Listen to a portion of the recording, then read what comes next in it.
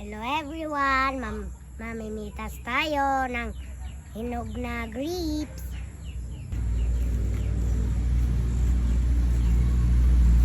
Ito guys ang uunahan nating pipitasin kay hinog na.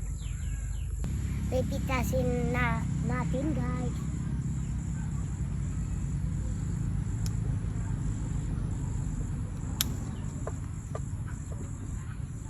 Ang laki. Tingnan nyo guys, ang lalaki nila.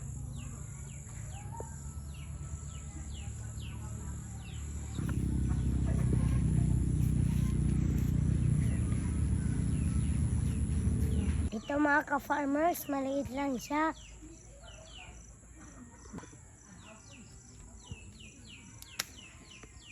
Ito naman guys, ang third. Medyo malaki.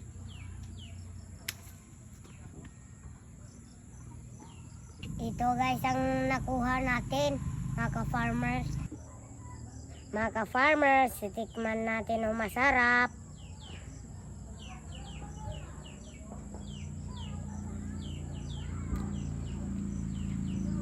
Masarap mga ka-farmers, sobrang tamis niya.